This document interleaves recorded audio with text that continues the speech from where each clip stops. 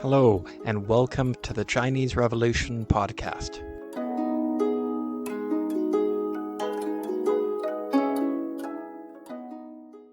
Episode 24, Losing the Mandate of Heaven.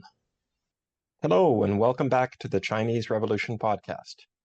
We're reaching the point where the Qing Dynasty is fast losing support, and calls for dramatic reforms or revolution is growing in China and among the Chinese migrants outside of China. I wanted to do an episode on the ideas circulating among the Chinese around this time. To better do so, I'm joined by a guest.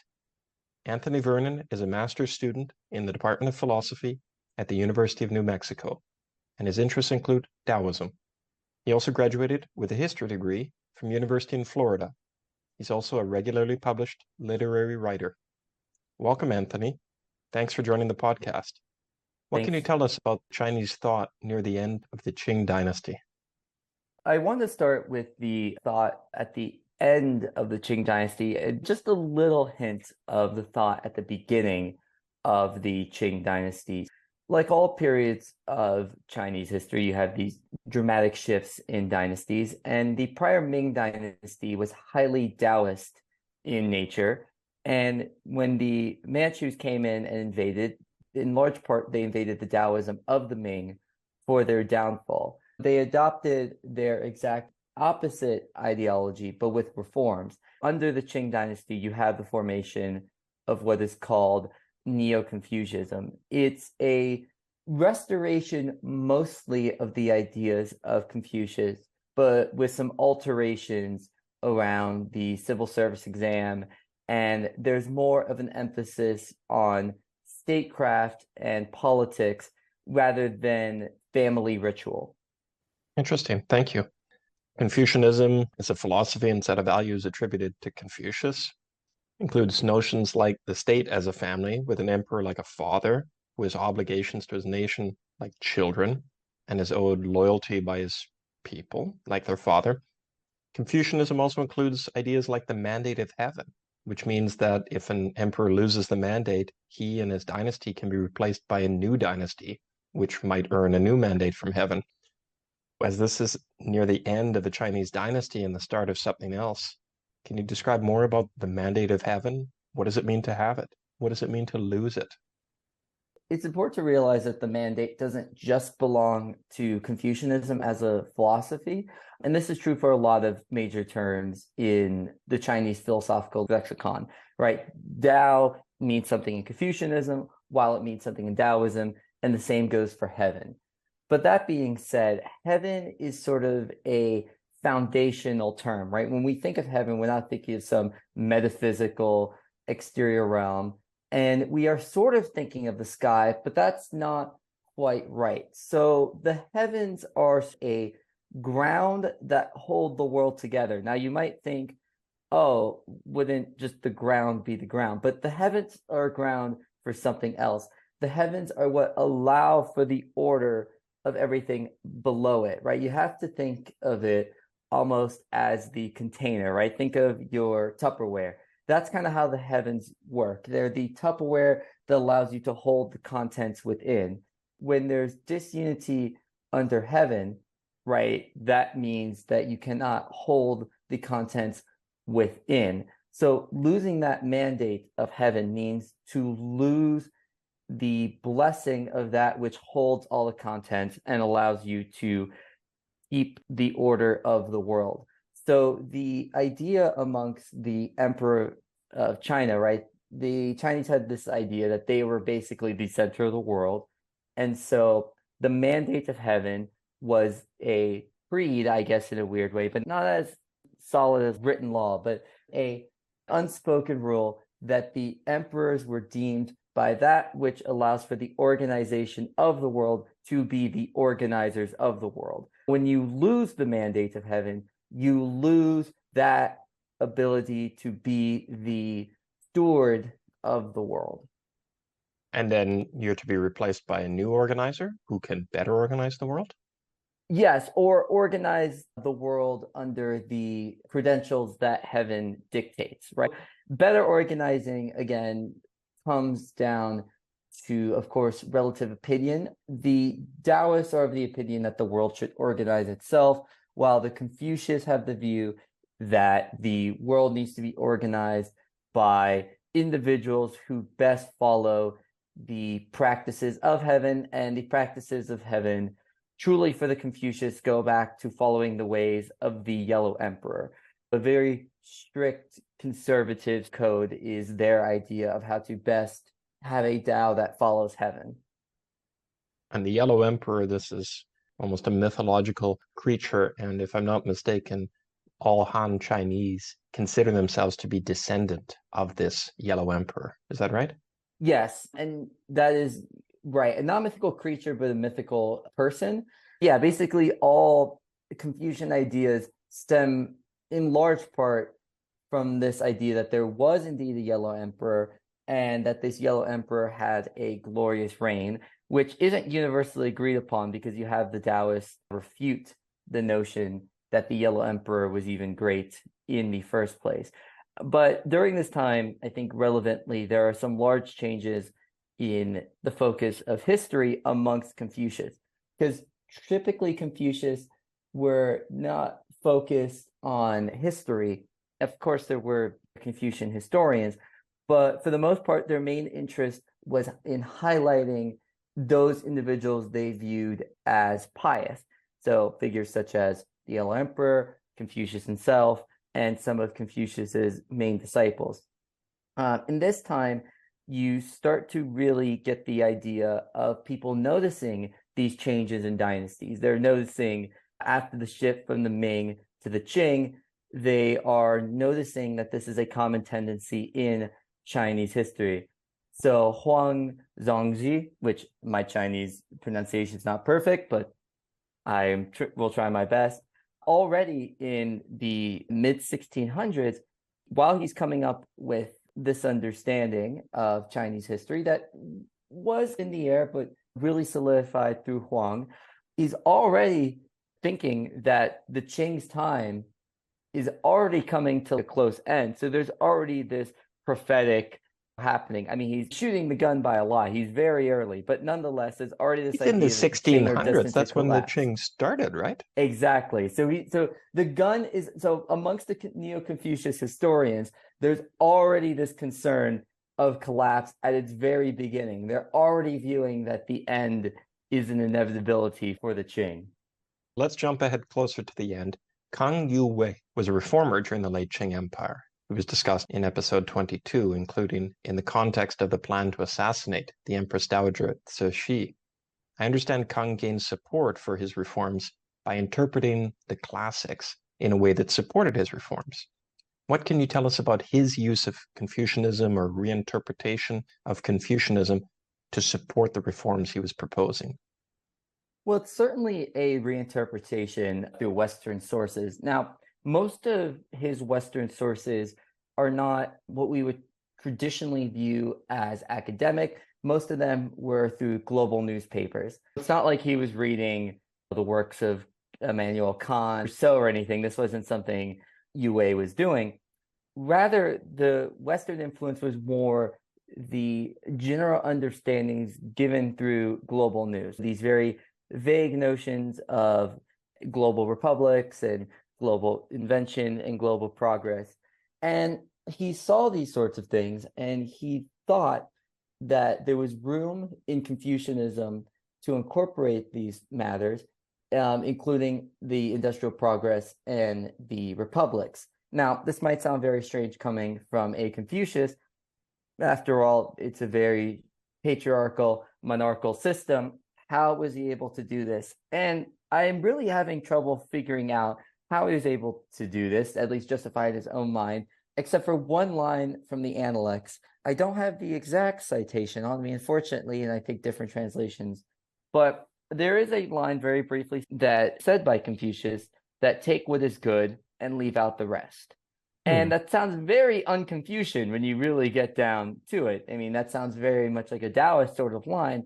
But I think ultimately, Yue was able to justify a sort of republic of elitism, right? So Yue's republican system, it wouldn't be as open-ended as we have now. It would have been much closer to how the American Republic was initially instantiated in the United States, so that you only have elite members able to vote for the highest offices and so on and so forth. I think he was still able to justify it this way, and it would be a republic with a very dominant singular figurehead. I think what his line of thinking was is that you want to craft a state to its best degree possible in the model of Confucius, right? Confucius went around state to state to state to state trying to fix up these states. And I think he realized that these elements are working, these elements are beating. So let us take what is good from these other systems and fuse it together with Confucianism to the best possible degree, while at least preserving the Confucian elements. Even though Yue had a relatively progressive view when it came to, at least for his time in his era, towards sexes, right? Like inequality among sexes. Of course, he still held some conservative aspects. I mean, he also wanted to get rid of social class, not influenced by Marx. There's no evidence of that. And he wanted to focus land on particular zoning. He had a lot of very interesting political ideas that were very progressive. I don't want to also be like he was just this conservative Republican, not in the American political sense, but he wanted to create a conservatism that had the political system of republicanism while simultaneously having very, very progressive ideas. So the conservatism was the elitism of Yue's understanding, but the progressivism was through his liberalism. I would say that Kang is more associated not with republicanism, but with restore the emperor. He was perhaps believing in a reformed monarchy, maybe more of a constitutional monarchy, and that might square the circle a little bit more of his Confucius values, his conservatism, because he still believes in some role for the monarch, but obviously also these reforms and these updates that you were talking about, including more equal gender roles and so on. I would say a constitutional monarchy is arguably a republic, but that I think is the more accurate way to put it. Although I don't know necessarily, there seems to be some evidence that Yue was okay with a strict monarchy dying in favor of a system that would work better. But yeah, certainly Yue definitely was highly in support of a progressive constitutional monarchy. Even his vision of a constitutional monarchy, while not as progressive as some states of the era, would have certainly been a lot more progressive than a lot of the last remaining kingdoms and empires of the era. And of course, when we're talking about the era, we're talking the mid to late 1800s. For sure. Yeah, his ideas were definitely more advanced than the absolutist monarchies that we had seen in the Qing Dynasty. What were some of the other main ideas circulating towards the end of the Qing Empire and beginning of the Republic of China? What about Daoism? What about Buddhism? What impact did they have at this time? Well, at this time, Daoism is very, very much on the decline in a imperialistic sense, right? I said recently at the beginning, the Ming Dynasty, which was very Taoistly influenced, had fallen, and their being conquered was blamed in large part on their Taoism. So amongst the elite, it declines. That doesn't mean there was zero elite study of the Taoist text. There wasn't an absolute zero amount of Taoists within the governmental systems. However, it was basically next to none. At this point in time, Taoism is more a religion of the folk. It has large folk elements, meaning in the sense of that not only is it practiced by just the everyday people, it also really has now taken on its neo-Taoistic elements away from what a lot of scholars misunderstand as Dao Jai. Now, there is this misunderstanding amongst Westerners that Taoism is just a philosophy and a head of thought, but truly there's a lot of ritual practice within Taoism, a lot of worship of gods and various past figures of Taoism, but it took some time for it to really evolve properly, because a religion like Taoism, which prescribes each to their own, live the simple farmer peasant life, just try to follow your own path on your own. It's very hard for these things to synchronize together. But by this point, you do have a systematized Daoism that is influential privately amongst the people.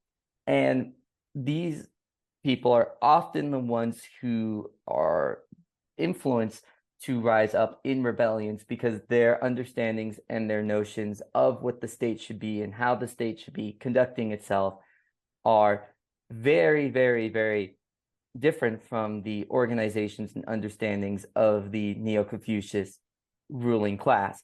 So a lot of the participants of the major movements, including the Boxer movement, were Taoist individuals.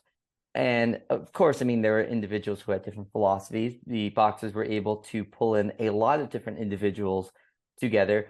Nonetheless, the Taoists were very influential in the sense they had understanding of what it meant to be Chinese. They're very the simple, left alone, let me, as Zhuang's would say, let me play in my mud sort of thing, right? So they had the strongest notions of any of the philosophical understandings of home rootedness to being Chinese, and that Chineseness should be preserved.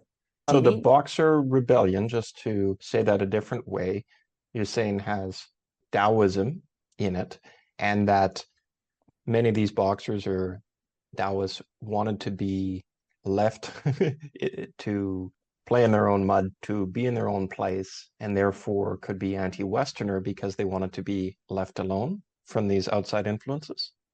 Yes, that actually the perfect way to put it, right? That they viewed the influences of the West coming in as an intrusion on their own ability to be left alone. I mean, it's very weird. There's a strange irony to a lot of liberal philosophy. And I think Max Stirner is the one who highlights it the most, in the sense that liberalism creates a union of egoists, right? Union of selves, where in the Chinese notion, it took a long time to even get to the word I, but nonetheless, in an odd way, it still, in large part, had a lot of philosophies that very much encouraged small units and disunity amongst units, not in the sense that there were no communities, but in terms of its focus, right? The liberal focus is often on larger statecraft. And that even includes individual family units, because in liberalism, when you have general Republican systems and participation, family units are also voices upon statecraft. Whereas in monarchical systems, and especially absolute monarchical systems, family units have no sway on state. So that's not something they're concerned with. They're affected by the larger state, but they're not concerned by it. And for Taoists, when he says that I want to be left alone in the mud, it comes with him rejecting taking on a position within the larger states. He was asked to be an advisor to a duke. Nonetheless, the Taoists, viewing that this simple way of life was also simultaneously being ruined by Western influences of industrialism, the Taoists aren't complete anarcho-primitivists, but they definitely want to be simple peasant farmers. They view this as the most ideal way of life and as the way of life most in tune with the Tao itself. Interesting. So maybe the Boxers are saying, leave me alone, let me farm, and slow down or leave, please, Western industrialism, etc. Yeah, and then the other, of course, main hostility is towards Chinese Christianity. And more so than Christian missionaries. Of course, they didn't take a kindness to them, either party. I mean, in 1869, you have the murder of Western missionaries in Western Shandong, and before the movement proper even starts. So you can accredit 1869 as the movement really starting for the Boxers, but of course, these sentiments exist beforehand. In large part, there seems to be obviously a hostility towards the people importing Christianity, but there was just as much violence and resentment towards the Chinese Christians themselves as, yes, traitors to the Chinese state, as, yes, traitors to what it meant to be Chinese, yes, as having differences in a religious understanding, but mostly as deconstructing the Chinese way of life. Because in the view of Taoists, they saw often, with the exception of Buddhism, sometimes it just depends on where in history, but they saw other philosophies as being infectious and as steering people away from the way. And when you steer people away from the way, they're going to want to impose. There's a lot of stories, especially in the Zhuangzi, of mocking Confucius for their overemphasis on trying to order the world instead of going along with the world. And in the Taoist understanding, the Christians certainly wanted to order the Chinese world in a very particular manner. And the Taoists were resisting that reordering of China in the Christian manner. Yeah. The Boxers aren't just a Taoist movement, so I don't want to make that conflation. But amongst its more Taoist membership, it's hard to say if they really had a strong understanding of what Christianity was and how it worked. But it really didn't seem like it mattered to the individuals, because the associations with Christianity were, of course, not just purely religious, but its associations with the conquest of China in large sections of it, or well, I shouldn't say large sections, but many sections of it in terms of just the sheer number of ports and the control of Hong Kong. And of course, its industrial associations. These things came as a package for the Boxers. The packages of liberalism, industrialism, and Christianity came as a package together. They weren't seen as separate entities for the Taoists, because the conflict here in large part is the understanding of what religion and philosophy mean to both parties. To a Westerner, there is a difference between religion and philosophy. For Taoist, Confucius, there is no such thing. It just does not occur in large part, and I mean to this day in large part. Now, with the influence of Western philosophy versus Western religion, there is more of a distinction now. But at this time, the distinction is still not being made. There is no separate word for philosophy and religion at the time. Your philosophy is your religion is your philosophy. They are one and the same. The way you understand your conception of the gods or larger metaphysical questions is also going to lean and shape your direction towards how you understand political philosophy. They are entirely intertwined. There is not a situation where the metaphysics is not going to shape the statecraft as it is for Christianity by this time for Christians of the era. Okay. Communism isn't really circulating yet in China. The Chinese Communist Party hasn't been founded yet. Was materialism circulating as an idea? In terms of materialism circulating as an idea, it's very strange to think about how the Confucius thought of the world, because they viewed other planes as having a materialness, and even ghosts as having a materialness. There is a material assumption within Confucianism that's already there. So telling someone this thing is material, like everything's material, it wasn't so far out of the question for a Confucius. And the same goes for a Taoist. The philosophy that actually struggled the most with pure materialism is Buddhism. And that's because it would very much sound like an Atman to Buddhists, as opposed to their notion of Anatman, where there's no inherent, easily formulatable self. You tell a Buddhist that everything is material, and they would be highly skeptical of the claim. But in regards to Taoists and Confucius, there are, I wouldn't call them materialists by any means, but it wouldn't be a shocking notion to either camp. So it was easily adopted by individuals in China, not because the Taoists or Confucius themselves became materialists, but just because it didn't sound out of the question. It wasn't a foreign concept. It was a foreign concept, but not so surprising in a sense. They didn't come up with it on their own. but there was no need to, because there was just these assumptions that things in reality exist and have an effect, and they can be graspable in a sense. Thank you, Anthony Vernon, for joining the Chinese Revolution podcast today. Thanks for sharing some of the ideas circulating in China near the end of the 19th century and beginning of the 20th century. All the best with your further studies. Thank you so much. And yeah, I am happy to be on, and this is an awesome show. I'm excited to see where everything goes, and I hope that I was helpful for the audience in understanding the more philosophical history of the era, because I think it's important to understand that a lot of the history in this time is being shaped by the philosophy of the time. And I wish there's so many other things that we could go into if we have more time, such as Islam in the area, but I definitely want to hit the main important beats for the transition. Sure, and in Western China, Islam is a major influence, but we can't talk about everything today. Thank you, Anthony. Appreciate you being here. Thank you. And thank you for listening to this episode of the Chinese Revolution podcast. Please join us again.